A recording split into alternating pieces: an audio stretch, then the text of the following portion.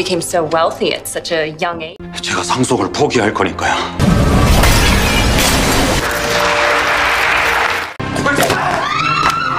최선을 다하겠습니다, 부회장님. 이 자식이겠어요. 허망하게 가실 분이 아니야. 다 알고 있었다. 위에 슬기고 밥 먹어요, 우리. 끝날 때까지.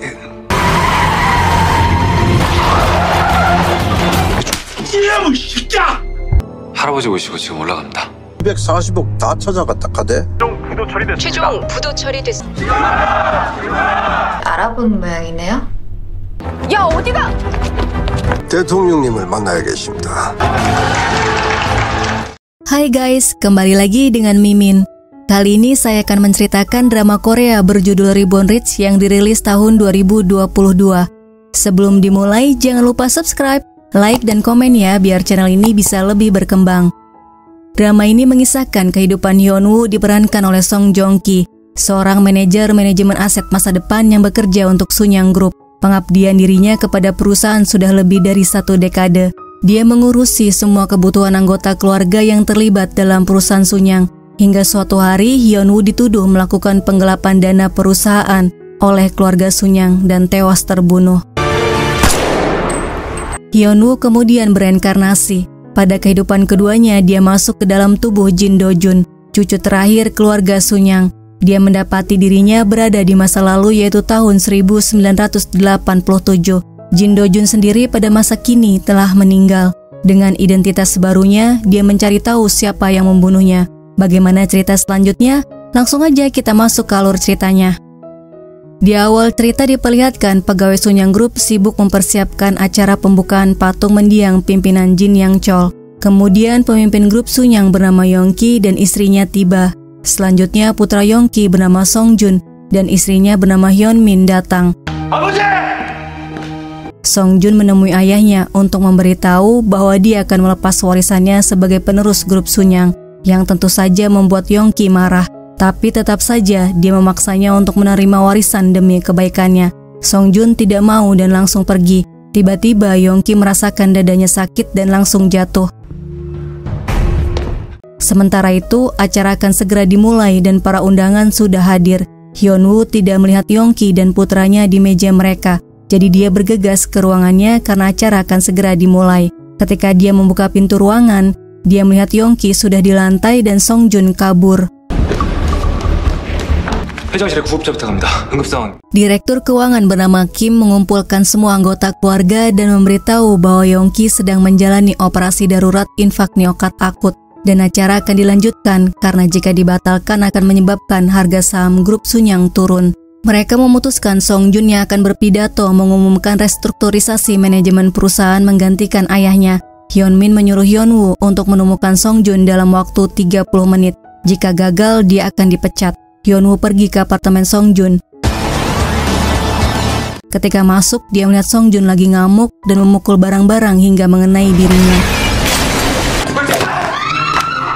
Hyunwoo memohon padanya untuk datang ke acara itu dan berpidato mengumumkan restrukturisasi perusahaan Sunyang menggantikan ayahnya. Song Jun menyetujuinya, tapi sebelum pergi, dia menyiram kepala Hyunwoo.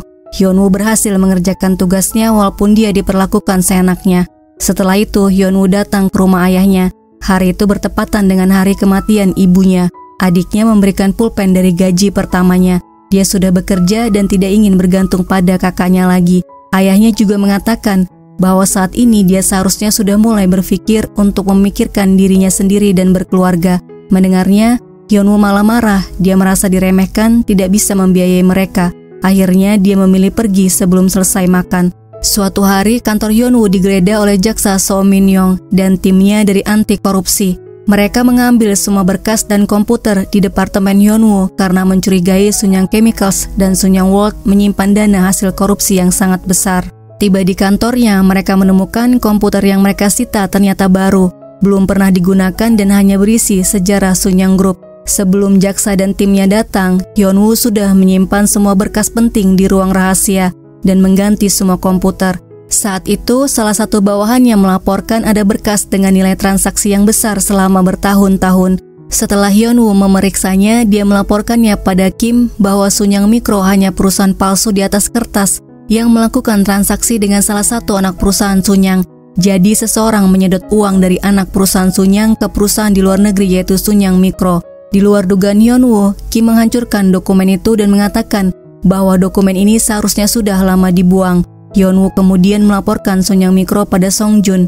Jika jaksa mengetahui anak perusahaan Sunyang memiliki dana cadangan atau yang biasa disebut dana taktis, akan mempengaruhi perusahaan induk Sunyang. Karena mereka pasti curiga dana ini adalah hasil tindak korupsi. Jadi mereka harus menutup Sunyang Mikro dan semua dana taktis harus masuk ke Sunyang Corporation. Kim datang ke ruangan Songjun. Dia memperlihatkan foto dokumen Sunyang Mikro. Songjun sadar bahwa Kim sudah mengetahui mengenai Sunyang Mikro tapi dia diam saja. Ini artinya dia berkhianat. 잘하세요, 본부장님. Jadi dia memecat Kim dan mengangkat Hyunwoo menjadi manajer keuangan senior. Dia memerintahkan Hyunwoo untuk menutup Sunyang Mikro dan mengambil dana yang ada di luar negeri masuk ke Sunyang Corporation. 최선을 다하겠습니다, 부회장님. Di tempat yang lain, Hwayong, putri tunggal Yang Chol, merekam pembicaraan mereka dan melaporkannya pada jaksa Min Yong. Dia meminta jaksa untuk mengusut kasus ini dan mendakwa Songjun. Sementara itu, Yejun, putri dari Dongki, putra kedua Yang Chol, berbicara pada Songjun mengenai dana taktis senilai $600 juta. Dia mengetahui informasinya dari Kim. Lagi-lagi dia berkhianat.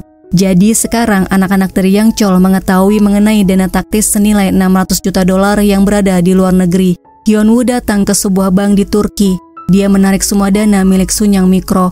You became so wealthy at such a young... Setelah selesai, Hyunwoo naik taksi. Dia mulai curiga ketika supirnya masuk ke gang kecil. Tapi sang supir mengatakan bahwa itu adalah jalan pintas. Tiba-tiba sebuah mobil menghadang.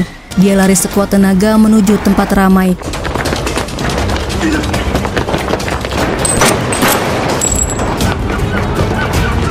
Ketika melihat polisi, dia berusaha mendekat tapi seorang anak menabraknya dan tiba-tiba dia merasakan pusing.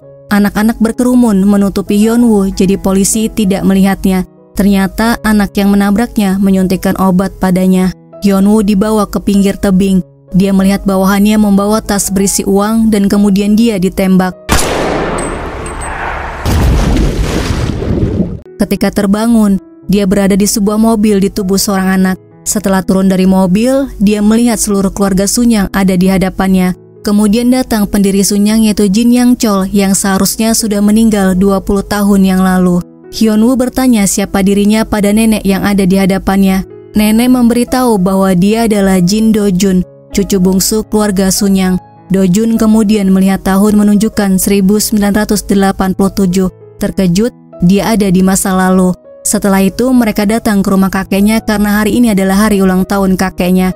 Ini adalah pertama kalinya mereka datang ke rumah itu. Setelah ayah Do-jun bernama Yoon-ki, putra ketiga Yang Chol memutuskan hubungannya dengan keluarga Sunyang. Yang Chol tidak menganggap Yoon-ki anaknya setelah dia menikahi seorang aktris tanpa restunya. Neneknya berusaha agar keluarga Yoon-ki bisa diterima lagi di keluarga Sunyang. Do-jun naik ke atas dan melihat Songjun yang masih muda masuk ke dalam suatu ruangan dan mengambil barang milik kakek mereka. Songjun terkejut melihat Do-jun dan menjatuhkan vas milik kakek mereka. Do-jun memberitahu Songjun berbohong dan mengatakan Songjun mengambil barang milik kakeknya. Kesal kebohongannya terbongkar, Songjun memukul Do-jun. Kakeknya datang memberitahu bahwa dia akan mewarisi grup Sunyang. Semua yang dia katakan dan lakukan akan berdampak pada semua pegawai. Jadi harus bisa mengendalikan emosi. Do-jun kemudian lari keluar. Dia datang ke sebuah restoran di pertigaan. Dia melihat ibu kandungnya masih hidup dan ayahnya bekerja di Ajin Motors. Do-jun memesan makanan. Ibu kandungnya menyediakan makanan dan memberikan plester pada Do-jun. Tidak lama dia dijemput. Di mobil, Do-jun menangis karena merasa lega ibunya masih hidup. Di dalam kamarnya, Do-jun mencari informasi mengenai dirinya. Karena selama dia bekerja di Sunyang, dia tidak mengetahui tentang Jin Do-jun, putra kedua Yoon-ki. Dia bingung dengan apa yang terjadi. Apakah dia bereinkarnasi? Keesokan paginya, Yang Chol membaca koran. Perusahaan semikonduktor Amerika dan Jepang mendominasi pasar karena mereka menjual dengan harga setengah lebih murah dari perusahaan Korea. Itu artinya, perusahaan Sunyang Semikonduktor tidak akan bertahan di pasar. Yongki dan Donki datang menyarankan untuk menjual Sunyang Semikonduktor pada perusahaan Jepang karena mereka seperti udang terjepit di antara dua paus yang berkelahi. Dojun datang ke rumah Yang Chol untuk minta maaf padanya karena kejadian kemarin. Dojun menunggu sambil membaca koran mengenai pemilihan umum presiden. Hwayong datang membicarakan mengenai pemilihan umum. Mereka harus memilih siapa yang akan mereka dukung antara YS dan DJ. Yang Chol memerintahkan Lee untuk melakukan penyelidikan dulu siapa yang pantas mendapatkan dukungan uang darinya. Setelah selesai, Dojun berbicara dengan kakeknya mengenai pemilihan umum presiden. Dia memberitahu Roh Tae-woo akan menang karena menurutnya ini seperti pemilihan ketua kelas. Ketika 3 kandidat mengajukan diri, 2 kandidat teratas tidak akan pernah bekerja sama karena mereka berdua yakin akan menang. Mereka akan berbuat apapun untuk menang, hingga saling bertengkar dan menghina. Guru dan teman-temannya akan menyadari mereka tidak pantas untuk mendapatkan posisi itu. Jadi orang yang paling tidak mungkin menang akan menang. Jika kakek memberikan uang sebelum Roh Tae-woo menjadi presiden, dia akan berterima kasih. Tapi jika kakek memberikannya saat dia sudah menjadi presiden, dia akan menyia-nyiakannya. Kakeknya mengajukan pertanyaan lagi. Apakah ada caranya agar udang bisa mengalahkan paus? Kali ini, Dojun belum bisa menjawabnya. Pada malam harinya, Dojun melihat majalah Korea yang diapit oleh 2 negara Amerika dan Jepang, dan teringat pertanyaan kakeknya. Dia menelpon kakeknya, tapi ternyata dia sedang dalam perjalanan bisnis ke Baghdad. Dojun mencatat nomor penerbangan kakeknya. Dia teringat insiden pesawat CHL-828 yang diserang bom oleh teroris. Dia kemudian menghubungi pihak maskapai, memberitahu akan ada serangan bom oleh teroris pada penerbangan CHL-828 dari Baghdad ke Seoul. Sayangnya, mereka tidak percaya dan mematikan teleponnya. Dojun kemudian datang ke rumah kakeknya. Dia minta pada neneknya untuk menghubungi kakeknya, tapi dia sedang meeting. Dojun kemudian menitipkan pesan pada Kim. Berisi, dia sudah tahu caranya udang mengalahkan paus. Jika kakek melihat pesan ini, dia yakin kakeknya akan mengubah penerbangannya. Ketika Yang Chol datang, Kim mencari pesan dari Dojun tapi tidak menemukannya. Dojun melihat berita di televisi mengenai pesawat CHL-828 yang hilang di Myanmar. Mereka semua berkumpul menunggu kabar mengenai Yang Chol. Yongki menghubungi maskapai penerbangan, dan memang benar ayahnya ada di daftar penerbangan nomor CHL-828. Mereka semua menangis, tapi tidak lama Yang Chol muncul bersama dengan Lee. Lee memberitahu ada perubahan jadwal karena bisnis, jadi mereka beralih ke penerbangan lain ketika transit di Abu Dhabi. Yang Chol memberitahu anak-anaknya dia membeli Yongjin Semikonduktor. Dia memutuskan akan membuat udangnya sebesar paus untuk mengalahkannya. Yang Chol ternyata menemukan pesan Dojun di salah satu map laporan. Selanjutnya diperlihatkan Roh Tae-woo menjadi presiden, dan Yang Chol meminta padanya agar Sunyang bisa memonopoli bisnis semikonduktor. Yang Chol memberikan hadiah pada Dojun karena telah menjawab pertanyaannya dan menyelamatkan nyawanya. Dojun minta dibelikan tanah di Bundangdong. Mereka kemudian membuat kesepakatan. Dojun janji akan memberikan surat penerimaan menjadi mahasiswa di Universitas Nasional Seoul jurusan hukum. Sebagai gantinya, dia minta keluarganya bisa ikut makan malam bersama di akhir pekan dengan keluarga Sunyang. Saat ini Dojun sudah dewasa. Tanah yang dibelikan kakek Dojun nilainya naik karena ada pembangunan apartemen. Dojun mendapatkan penghasilan $24 juta dari penjualan tanahnya.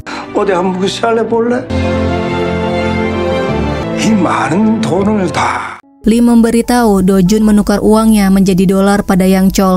Di jalan, dia dan kakaknya melihat televisi yang memberitakan grup Sotaeji Boys pensiun. Dojun melihat So Min Young yang nantinya menjadi jaksa berada di sebelahnya menangis karena grup kesukaannya pensiun. Selanjutnya, Dojun datang ke pasar film New York bersama dengan ayah dan kakaknya. Dia bertabrakan dengan Oh So-yeon. Sebelum memutuskan berinvestasi, dia harus makan 1 donat dari toko di Midtown. Akhirnya Oh So-yeon memakan donat yang jatuh tadi, lalu pergi. Dojun menyarankan ayahnya untuk berinvestasi di produksi film Titanic agar mendapatkan keuntungan yang besar. Ternyata Oh So-yeon juga beranggapan film Titanic akan sukses. Do-jun melihat nama perusahaan Oh-soyeon dan mencari informasinya. 오세현 태평양 투자 담당. Keesokannya dia bertemu dengan Oh-soyeon karena dia ingin berinvestasi di perusahaan Amerika. Sementara Yang Chol dan timnya membicarakan pembelian Hando Steel. Grup Daeyoung juga tertarik untuk membeli perusahaan Hando Steel. Yang Chol memberitahu timnya maksimal mereka akan membeli dengan harga $300 juta. Dengan dana hanya $300 juta, Sunyang tidak akan bisa membeli Hando Steel.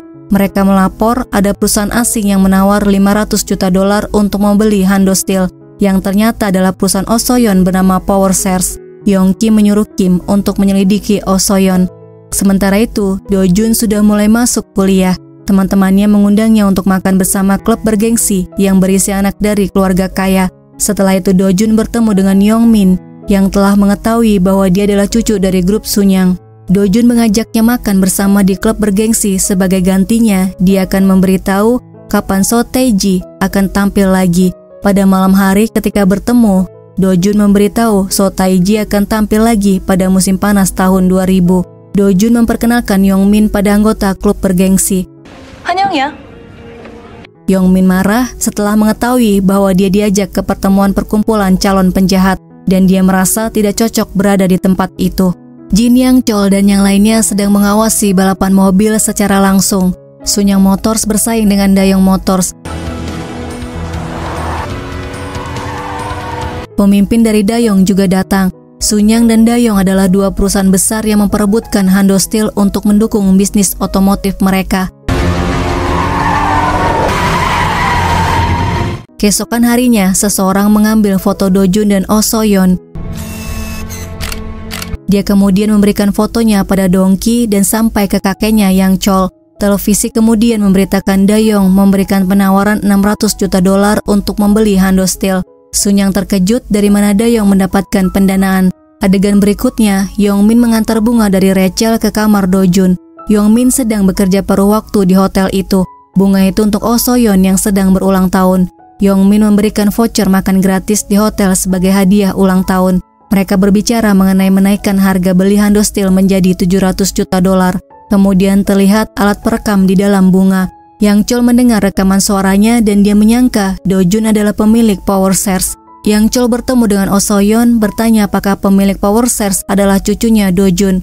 Oh-soyeon membenarkan Power Shares mengelola uang Do-jun, tetapi Do-jun bukan berinvestasi pada Hando Steel, melainkan pada perusahaan internet kecil yang menjual dan membeli buku secara online. Karena dia meyakini bisnis jual beli online akan maju di masa yang akan datang dan bernilai miliaran dolar saat waktunya tiba. Oleh sebab itu, mereka memutuskan untuk berhenti bekerja sama. Mengenai pembelian Hando Steel, Oh-soyeon mendapatkan informasi Dongki mendanai Daeyoung untuk membeli Hando Steel. Dongki melakukan itu untuk mengalahkan kakaknya Yongki. Dia ingin memiliki Sunyang Group. Hwayong datang menemui kakaknya. Dia akan membantunya untuk membeli Hando Steel, tapi Yongki harus membantu suaminya menjadi wali kota Seoul. Akhirnya, Sunyang Group memenangi perang penawaran atas Hando Steel. Yongki berhasil mendapatkan Hando Steel. Do-jun minum bersama dengan Oh-soyeon karena semua rencana berjalan sesuai dengan yang Do-jun inginkan. Dia tahu supirnya adalah anak buah Dongki. Kemudian Yong-min memberitahu bahwa ada penyadap di karangan bunga. Jadi Oh-soyeon pura-pura memutuskan kerjasama dengan Do-jun. Do-jun menggunakan Dongki untuk memprovokasi Yongki agar membeli Hando Steel dengan harga mahal, yaitu $750 juta. Tujuannya adalah agar mereka berhutang senilai $750 juta dengan menaikkan nilai Hando Steel. Pada tahun 1998 terjadi krisis ekonomi di Korea dan di dunia. Tidak ada yang mengira akan terjadi krisis dan siap menghadapinya kecuali Do-jun. Dia telah menukar semua uangnya dalam dolar Amerika. Rachel memberikan dokumen yang menunjukkan bahwa Oh-soyeon adalah CEO Miracle Investment. Oh-soyeon mengatakan saat ini Do-jun adalah pemilik dolar Amerika terbanyak di Korea. Tidak ada ahli ekonomi yang tahu akan terjadi krisis, tapi Do-jun sudah mempersiapkannya padahal usianya baru 20 tahun. Saat ini, semua uang Do-jun adalah aset di Miracle Investment. Rencana Do-jun selanjutnya adalah Jin Motors, perusahaan mobil terbesar kedua di Korea yang tidak mampu membayar pinjaman $4 miliar karena krisis yang melanda. Perusahaan itu ditutup dan pegawainya diberhentikan. Salah satu pegawainya adalah ayah kandung Do-jun.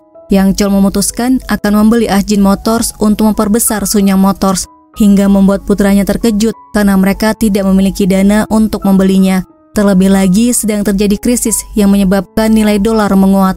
Sunyang juga tidak bisa meminjam di bank karena sebelumnya mereka sudah melakukan pinjaman untuk membeli Hando Steel. Real estate properti mereka juga sudah dijadikan jaminan untuk membeli Hando Steel. 죄송합니다, 아버지. Oh So-yeon memberitahu Yang Chol bertekad akan membeli Ajin motor, tapi Do Jun yakin dia bisa mengalahkan kakeknya. Di bandara, Song Jun datang dari luar negeri setelah menyelesaikan kuliahnya. Dia kemudian datang menemui Yang Chol, kakeknya yang sangat senang bertemu dengan cucunya.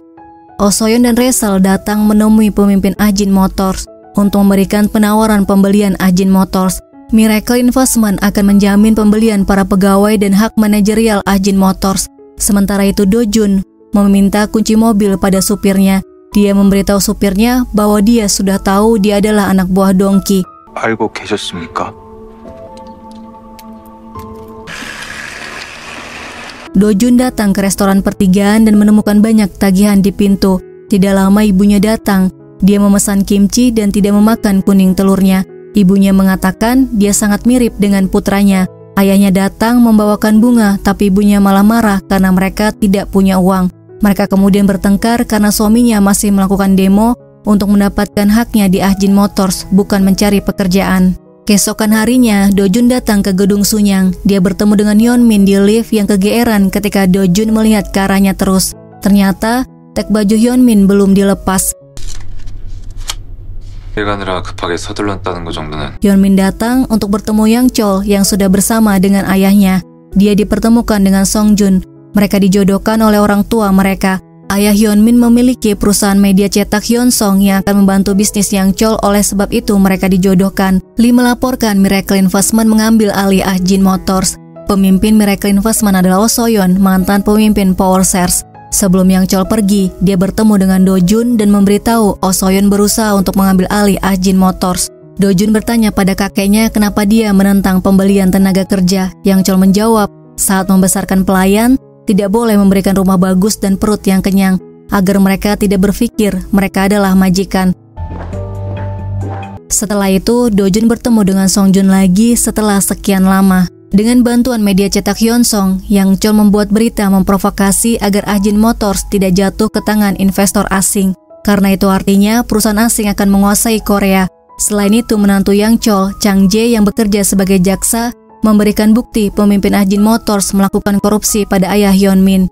Setelah media memberitakannya, dia ditangkap dan Ajin Motors diambil alih oleh pemerintah. Hal ini membuat para pekerja berdemo dan presiden memanggil Sunyang dan Dayong Motors. Presiden akan menyatukan 3 perusahaan otomotif ini, yang artinya Yang Chol akan memberikan perusahaan Sunyang Motors untuk pemerintah. Tentu saja dia tidak mau. Do Jun tetap ingin mengambil alih Ajin Motors karena dia ingin ayahnya tetap bekerja. Do Jun teringat ketika dia masih sekolah, dia dan ibunya melihat berita di televisi, ayahnya dipukuli ketika melakukan demo, menyebabkan ibunya meninggal karena serangan jantung. Tujuan yang sebenarnya pembelian Ajin Motors adalah dia ingin menyelamatkan ibunya. Oh So-yeon bertemu dengan Yang Chol. Dia akan mendanai Sunyang Motors untuk membeli Ajin Motors dengan syarat 17% saham kepemilikan di Sunyang Motors dan pembelian karyawan Ajin Motors. Akhirnya, Yang Chol menyetujuinya karena dia tidak mau Sunyang menjadi satu dengan Dayong. Dengan begitu, semua karyawan Ajin Motors tetap bekerja dan Do Jun berpikir dia telah berhasil menyelamatkan ibunya. Ketika dia datang ke rumahnya, dia melihat lampion kuning di depan rumahnya. Betapa terkejutnya dia melihat ibunya meninggal. Guys, part 1 sampai di sini ya. Lanjut ke part 2. Terima kasih sudah melihat video ini. Sampai jumpa di video selanjutnya.